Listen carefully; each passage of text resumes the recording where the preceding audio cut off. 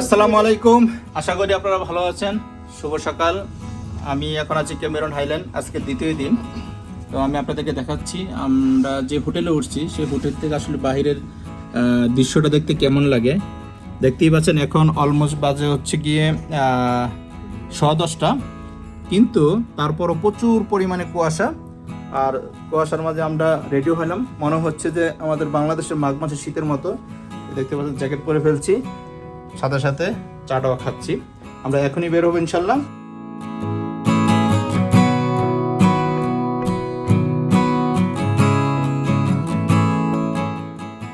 আমরা হোটেল থেকে বের হয়ে আমরা গাড়ি দিকে যাচ্ছি। এখন প্রচণ্ড ঠান্ডা, দেখতেই পাচ্ছেন।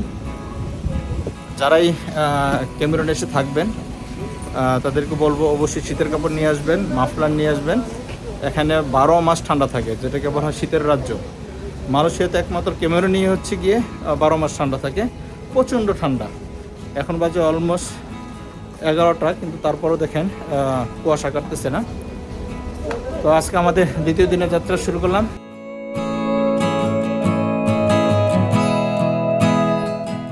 আমরা চলে আসলাম একটা মালাই রেস্টুরেন্টে। এখানে হচ্ছে মালাই যে লোকাল যে ফুড, আমরা যে সেই ফুডগুলো খাবো। দেখতেই পাচ্ছেন সারি সারি সাজানো, খুব চমৎকারভাবে পরিবেশন করা এবং একেবারে ন্যাচারাল, যেটা হলো রিয়েল যে মালাই যে ফুডগুলো আমরা দেখি সেই ফুডগুলো মূলত এখানে, যেটা হলো ট্রেডিশনাল ফুড। তো এখানে আসলে খুবই সুস্বাদু। আপনারা কালারগুলো দেখতে পাচ্ছেন এবং কত সুন্দর, কত আইটেম এখানে। আসলে এই আইটেমগুলো দেখলে যে মনে হবে অনেক দাম, তা কিন্তু না, আসলে খুব চিপ। আপনারা যারাই মালয়েশিয়ান ফুড পছন্দ করেন তাহলে তারা যদি এই খাবারগুলো খান, খুবই টেস্টি এবং খুবই সস্তা। আসলে আমরা যে খাবারগুলো বেছে বেছে নিচ্ছি, দেখতে পাচ্ছেন এখানে আসলে পছন্দ মতো যে যতটুকু পারে ততটুকুই নেবে, সেটার উপর ডিপেন্ড করে মূলত প্রাইসগুলো ধরা হয়। তো আমরা আমাদের পছন্দ মতো খাবারগুলো নিয়ে নিলাম। আমি ডিম নিলাম, মাছ, সবজি। আসলে আমি সবজিটাকে খুব পছন্দ করি এবং মাছটাকে খুব পছন্দ করি, সেজন্য আমি মূলত সবজি এবং মাছ নিলাম। আর যার যার মতো করে খাবার নিছে। আসলে আমাদের যে খাবারটা নিছে এটা অনেক দাম না, আমাদের পড়ছে একদম চা সহকারে আমাদের 14 থেকে 15 টাকার মতো করে পড়ছে আমাদের এভারেজ। আর দেখতে পাচ্ছেন আমরা খুব মজা করে আসলে খাবারগুলো খেলাম এখানে সকালবেলা। তো আপনারা যারাই ক্যামেরন আসবেন, সকালবেলা বের হলে একেবারে নাস্তা খেয়ে বের হতে পারবেন, তাহলে সারাদিনের জন্য আর কোনো টেনশন নেই। যাই হোক, আমরা নাস্তা খাওয়ার পরে আমরা আমাদের পরবর্তী গন্তব্য সেটা হলো আজকে আমরা যাব বোটি গার্ডেনে। তো আপনাদেরকে দেখাবো বোটিং গার্ডেনটা অসাধারণ একটা জায়গা, তো আমাদের সাথেই থাকুন। আর আজকের সকালবেলা ভিউটা ছিল অসাধারণ একটা ভিউ ছিল, প্রচুর পরিমাণে কুয়াশা এবং মেঘের মতো পড়তেছে, তার মধ্যে দিয়ে আমরা যাচ্ছি। আমরা দেখতে দেখতে চলে আসলাম বোটি গার্ডেনে। তবে বোটি গার্ডেনে যাওয়ার জন্য রাস্তাটা কিন্তু খুবই সরু, দেখতে পাচ্ছেন, খুবই চিপা রাস্তা এবং খুবই আঁকাবাঁকা রাস্তা, এবং একটা গাড়ি গেলে আরেকটা গাড়ি কিন্তু আসতে খুবই কষ্ট হয় এবং রাস্তাটা খুবই বিপজ্জনক একটা রাস্তা, খুবই কেয়ারফুলি এখানে যেতে হবে।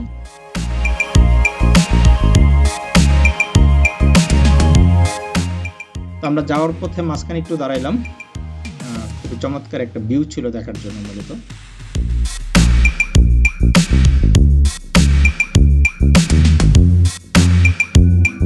বিয়াস চলে আসলাম বোটি গার্ডেনে। এই দেখতে পাচ্ছেন প্রচণ্ড কুয়াশা। গার্ডেনের দিকে যাচ্ছি আমি, যেটা 1929 সালে এটা প্রতিষ্ঠিত হয়। মূলত এই যে প্লেসটা, এটা হচ্ছে একটা সেন্ট্রাল পয়েন্ট, এটা হচ্ছে কফি শপ এবং একটা সেল শপ আর কি, গ্যালারি। আমরা মূলত প্রথমে এখানেই যাব, কারণ প্রচুর বৃষ্টি হচ্ছে, আপনারা দেখতে পাচ্ছেন। আমাদের আসলে আজকে আমাদের ভাগ্যটা ভালো না, তাই আমি আপনাদের ভিতরেও ভিজিট করাইতে পারবো না। তো আমরা চলে আসলাম শপে। এই উপরটাই মূলত শপ, এখানে টি স্টল যেটা।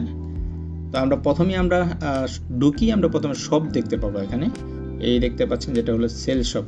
আসলে এখানে যে চাগুলো বিক্রি হয় আসলে খুবই অসাধারণ। শুরুতেই আপনার টেস্ট করার জন্য ব্যবস্থা করা আছে, যার যার মতো করে টেস্ট করে কোনটা আপনি নেবেন সেটা আপনি টেস্ট করে তারপর আপনি নিতে পারবেন। তো আমরা ঘুরে ঘুরে আমাদের পছন্দ মতো কিছু চা আমরা কিনলাম। আমাদের রিয়াদ ভাই সেও কিছু চা কিনলো অনেক পরিমাণের। যেহেতু ন্যাচারাল, আসলে এখানে আসলেই কিছু স্মৃতিস্বরূপ এবং এটার ফ্লেভারটা আলাদা। তো দেখা যায় এটা লুপ কেউ সামলাতে পারে না, এত ন্যাচারাল একটা জিনিস এখানে পাওয়া যায়, যেটা আসলে মার্কেটে আমাদের পাওয়া সম্ভব হয় না। হয়তো বা একই কোয়ালিটি আমরা পাই, কিন্তু আসলে সেম টেস্টটা কিন্তু পাওয়া যায় না, কারণ এটা যেহেতু একদম সরাসরি ফ্যাক্টরি থেকে এই আউটলেটে আসতেছে। সেই জন্য আসলে এখানে যারাই আসবেন আশা করি প্রত্যেকেই চা কেনার জন্য মিস করবেন না। যাই হোক, আমরা কেনাকাটা শেষ করে আমরা এখন ফ্যাক্টরিটা ভিজিট করব। তো চলুন আমাদের সাথেই থাকুন। আর ফ্যাক্টরিটা মূলত হচ্ছে এই টি স্টোরটার ব্যাক সাইডে, আমি আপনাদেরকে দেখাচ্ছি, চলুন আমার সাথে।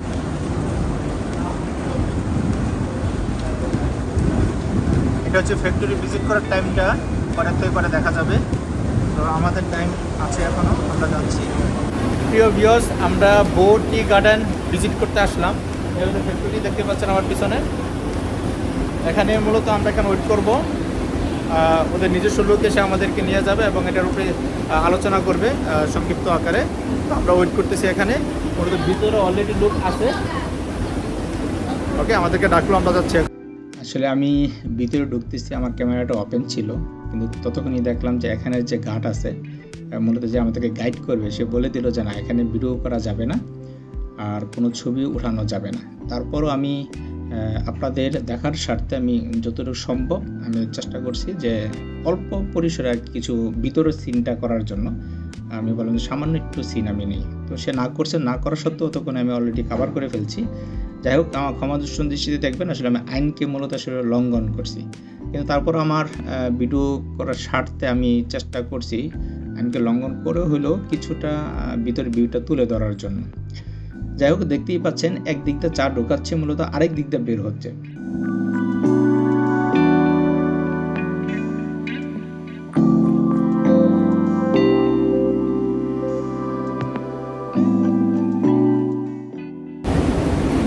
ভিতরে আসলে ভিডিও ক্যামেরা অ্যালাউ করে না, ওটা নিষেধ।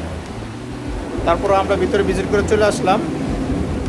বাট আমি যেটা বলবো, যারা এখন পর্যন্ত বো টি গার্ডেনে আসেন নাই, অবশ্যই আপনারা বো টি গার্ডেনে আসবেন, কারণ এখানকার ভিউটা এতটাই অসাধারণ, চমৎকার একটা ভিউ। ম্যাক্সিমাম টাইম এরকমই থাকে, কুয়াশা ঢাকা থাকে এই জায়গাটা, পাশাপাশি খুবই ঠান্ডা, আর বাইরের দৃশ্যটা তো অসাধারণ। পাশাপাশি আমি যেটা বলবো, এখানে আসলে টোটাল এই জায়গাটার মধ্যে একটা অরিজিনালি টির ফ্লেভার পাওয়া যায়, যেটা হলো খুবই মানে ফ্যান্টাস্টিক, এর ভাষায় বোঝানো যাবে না, এত সুন্দর একটা ফ্লেভার, যেটা হলো চার যে ফ্লেভারটা আমরা পাই, অরিজিনালি চার ফ্লেভারটা এখানে পাওয়া যায়। এখান থেকে মূলত ফ্যাক্টরিতে যারা দেখলাম অটোমেটিক মেশিনের মাধ্যমে চাগুলো বের হয়ে যাচ্ছে, একদিক দিয়ে কাঁচা মাল ঢুকতেছে, আরেক দিক দিয়ে প্যাকেট হয়ে বের হচ্ছে। এ হলো বো টি গার্ডেনের দৃশ্য। তো আপনারা যারাই আসবেন অবশ্যই এই জায়গা ভিজিট করবেন। এই জায়গা ভিজিট না করলে আসলে ভাষায় প্রকাশ করানো যাবে না, এতটাই চমৎকার, এতটাই অসাধারণ সুন্দর একটা জায়গা। ভালো লাগছে, ন্যাচারাল একটা ফ্লেভার ন্যাচারাল ফ্লেভারটা পাচ্ছি, অসাধারণ। এক কথায় জাস্ট ওয়াও। আমি অনেকগুলা টি নিছি। জাস্ট ওয়াও হবে শুধু। যাই হোক, আমরা ফ্যাক্টরি ভিজিট করে আমরা চলে আসলাম টি স্টোরে।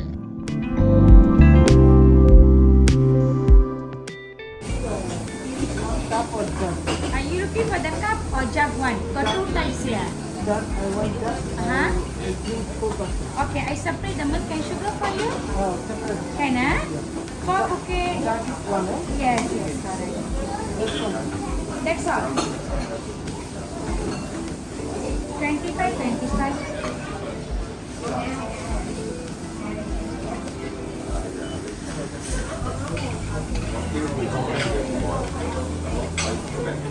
বো টি গার্ডেনে আসবো আর ন্যাচারাল টি খাবো না, এটা হতেই পারে না। আমরা চার অর্ডার করলাম, রিয়াদ ভাই চার অর্ডার করলো, যেটা হলো 1 কাপ, এবং আমরা 4 জন যারা আছি আমরা এটা শেয়ারিং করে খাবো, এই জন্য কাপ যেটা আর কি জার। তো আমাদের এই চাটা পড়লো 25 রিঙ্গিত। আরেকটা ভিতর দুধ দেওয়া আছে, দুইটা, একটা হলো দুধ আর একটা হলো চার লিকুইড। তো যাই হোক, চাটা অসাধারণ একটা পরিবেশ ছিল। আসলে এখানে বাইরের ভিউটা এত সুন্দর, আসলে এখানে মোটামুটি লং সময় পার করার মতো একটা জায়গা। এখানে বাইরের সেটা আপনারা দেখতেই পাচ্ছেন, কি চমৎকার একটা ভিউ, আর কুয়াশা পড়তেছে এবং বাতাস, ঝিরিঝিরি বাতাস।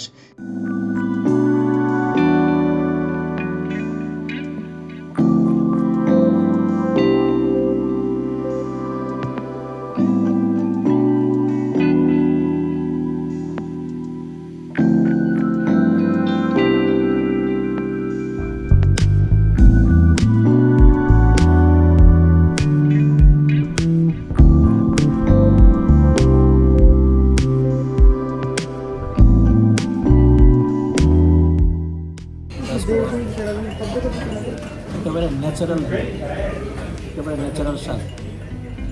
আমরা আসলে এখানে অনেক মজা করছি, বেসিক্যালি আপনারা বুঝতেই পারতেছেন।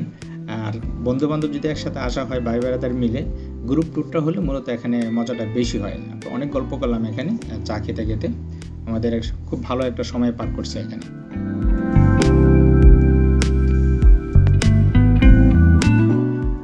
যাই হোক, আমাদের চা খেয়ে আমরা বের হচ্ছি।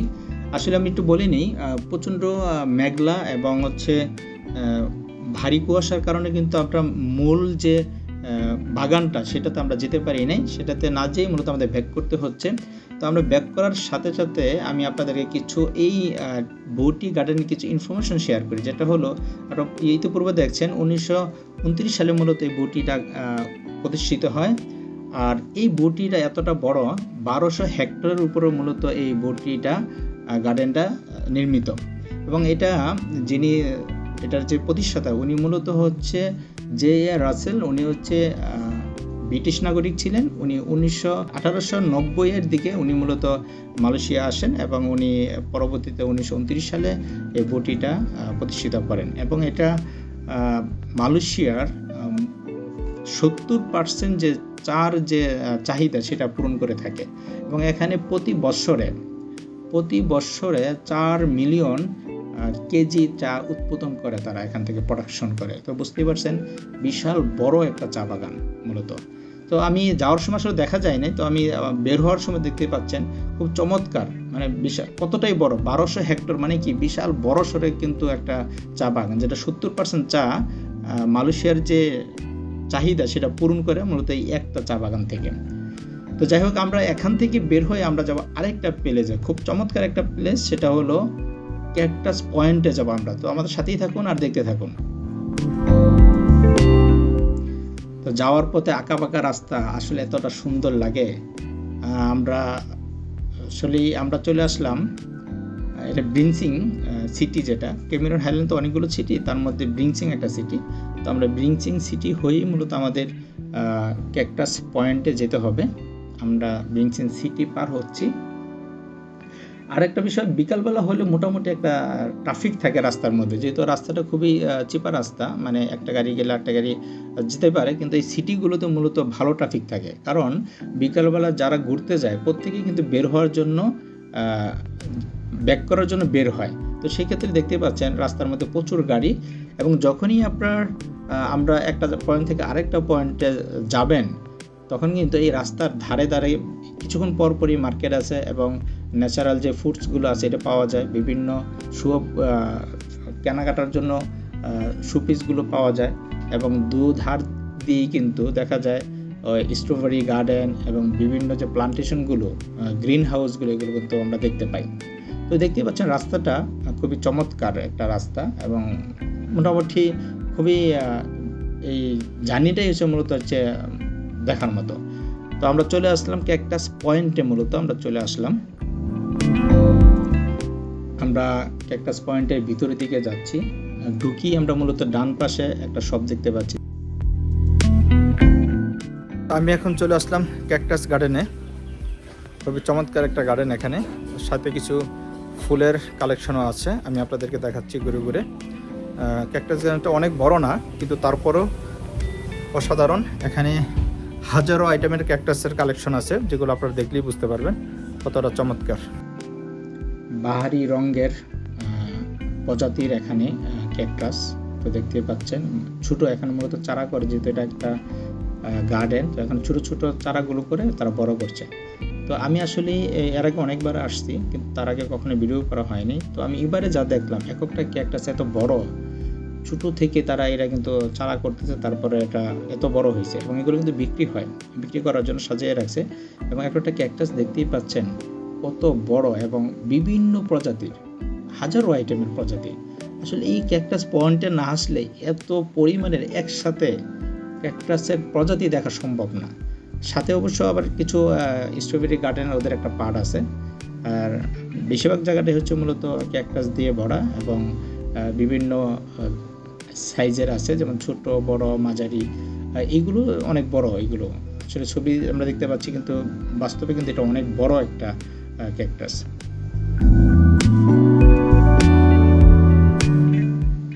আবার আমি আসলে ক্যাকটাস এর আগেও দেখছি, কিন্তু ফুল কখনো দেখি নাই। যে আপনার এই ক্যাকটাস পয়েন্টে যখন আসবেন তখন বিভিন্ন ধরনের যে আলাদা আলাদা প্রজাতিগুলো যা আছে এখানে কিন্তু কিছু ফুল ধরছে এবং কিছু ফুল আসতেছে। এই জিনিসটা কিন্তু এই ক্যাকটাস পয়েন্টে আসলে দেখা যায়, যেটা আমি অন্য কোথাও দেখা সম্ভব হয় নাই। তো আশা করি আপনাদের ভালো লাগছে দেখতে, তো দেখতে থাকুন।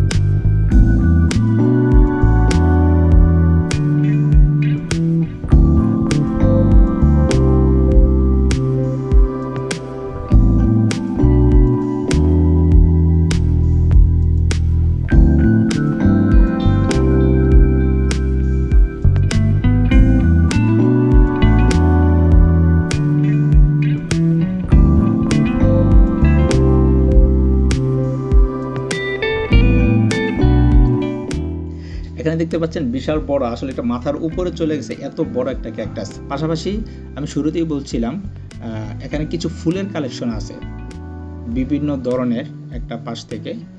আর এগুলোও কিন্তু ক্যাকটাস, যেটা ছোট ছোটগুলো দেখা যাচ্ছে, এগুলো মূলত পরবর্তীতে বড় হয়েছে। আর এই বিভিন্ন কালারের ক্যাকটাস, আসলে এটা এই পয়েন্টটাতে আসলে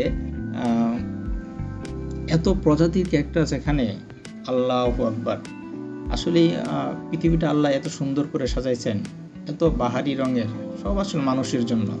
এই জন্যই বলা হয় আসলে পৃথিবী যদি না ভ্রমণ করা হয় তাহলে বোঝা যাবে না আসলে আল্লাহর সৃষ্টি যে কত রহস্যময় ঘেরা, কত প্রজাতির ক্যাকটাস দেখতেই পাচ্ছেন। আমি আসলে যেহেতু ভ্রমণ করি, আমি যখনই ভ্রমণ করি তখন আমি এই জিনিসগুলো ফিল করি যে আসলে আল্লাহ তাআলা কতটা মহৎ, কতটা নিখুঁতভাবে এই সৃষ্টিগুলো বানাইছেন, সৃষ্টি করেছেন। আসলে এগুলো কোনোটা কোনো আসলে মানুষের কাজের জন্য বানাইছেন, যেটা হলো আমরা দেখতেছি, ভ্রমণ করতেছি। এটাও আসলে একটা রিফ্রেশমেন্টের ব্যাপার এবং এটা আসলে জানার। এই জন্যই বলা হয়েছে যে তোমরা যখনই সুযোগ পাও তখনই তোমরা বের হয়ে যাও।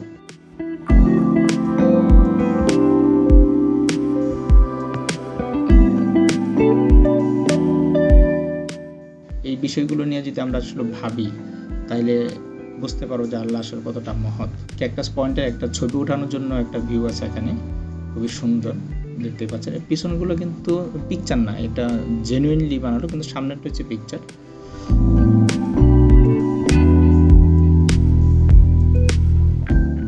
মাশাআল্লাহ কত বড় দেখতে পাচ্ছেন, বিশাল বড় একটা ক্যাকটাস এখানে।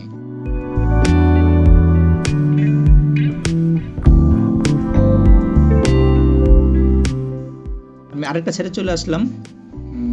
দেখতে পাচ্ছি এখানে বিভিন্ন ধরনের প্রজাতির ফুল আছে, এখানে ছোট ছোট বিভিন্ন আইটেমের। এগুলো বিক্রি হয়, যেমন 8 রিঙ্গিত 10 রিঙ্গিত করে বিক্রি হচ্ছে এগুলো, এক একটা টপ বিক্রি করে। এবং এখানে মালয়েশিয়ান যারা আছেন লোকাল, তারা প্রচুর পরিমাণে এগুলো কিনে তারপর বাসায় নিয়ে যায় এবং পরিচর্যা করে এখানে। আমরা যেহেতু ফরেনার, আসলে আমাদের তো নিজস্ব বাসা নেই, এই জন্য আমাদের আসলে এগুলো কিনা হয় না। পাশাপাশি এখানে কিছু বনসাইও আছে, দেখতে পাচ্ছেন ছোট ছোট বনসাই। এগুলো কিন্তু অনেক বয়স এবং এটাকে লেখা থাকে যে 2 বছর 3 বছর 5 বছর এরকম লেখা আছে এই বনসাইগুলো।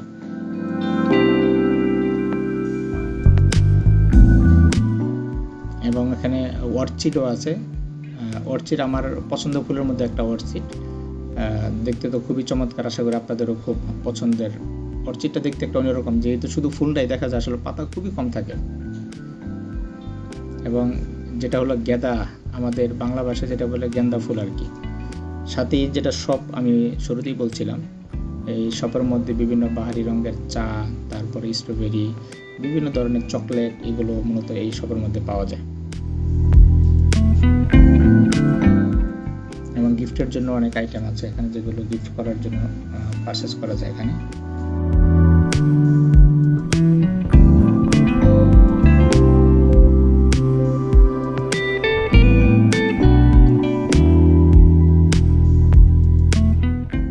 ভিউয়ার্স, আমি অতক্ষণ আপনাদেরকে ক্যাকটাস গার্ডেনের ভিতরের সিনগুলো দেখাইলাম।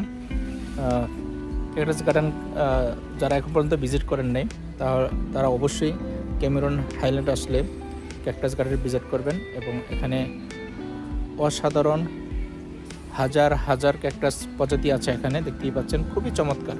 খুবই সুন্দর। আশা করি আপনারা যারাই ভিজিট করবেন খারাপ লাগবে না, খুবই ভালো লাগবে।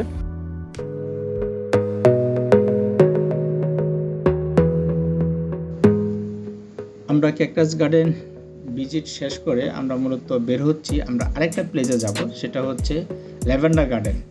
কিন্তু দুঃখের বিষয়, বৃষ্টি প্লাস কুয়াশা থাকার কারণে আমরা ল্যাভেন্ডার গার্ডেনের ভিতরে ঢুকতে পারি নাই। কারণ ওখানে গেলে যে টাইমিং প্লাস সময় আমাদের সাথে মিশে নেয়, সেই জন্য আমরা ব্যাক করতেছি। তো আসলে ক্যামেরন হাইল্যান্ডে নিয়ে যদি আমি বলি, এখানে আপনারা যতবারই আসবেন ততবারই ভালো লাগবে। এত পরিমাণের এখানে জায়গা আছে যে জায়গাগুলো ভিজিট করার জন্য 1 দিন 2 দিন ভিজিট করে কিন্তু শেষ করার মতো না। এখানে অনেক ধরনের জায়গা, এখানে সাফারি গার্ডেন আছে, তারপরে রোজ গার্ডেন আছে, হ্যাঁ, ফ্লাওয়ার গার্ডেন আছে, ল্যাভেন্ডার গার্ডেন আছে। তো এখন অনেক ধরনের গার্ডেন আছে মূলত। তো আপনারা যারাই আসবেন প্রায়শই নিয়ে আসতে পারেন, মাঝে মধ্যেই আসতে পারেন, একাধিকবার আসতে পারেন। আশা করি আপনাদের ভালো লাগবে। তো আমি এখন ব্যাক করতেছি। তো আশা করি আপনাদের আমার এই ক্যামেরার হাইল্যান্ডের দ্বিতীয় দিনের ভিডিওটা ভালো লাগছে। তো আশা করি আবারও দেখা হবে নতুন কোনো ভিডিওতে। তখন আমার সাথেই থাকুন। আল্লাহ হাফেজ। আসসালামু আলাইকুম ওয়া রাহমাতুল্লাহি ওয়া বারাকাতুহু।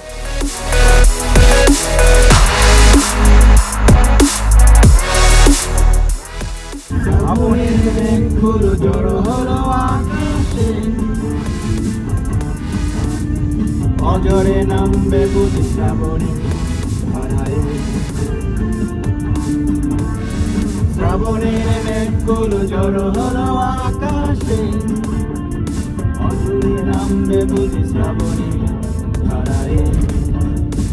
আজকে উদাসী হয়ে দূর যারা চায় হারাতে, আজকের উদাসী হয়ে দূর যারা চায় হারাতে, শ্রাবণীর মেঘগুলো জড়ো হলো আকাশে, অজরে নামবে বুঝি শ্রাবণী ধারায়।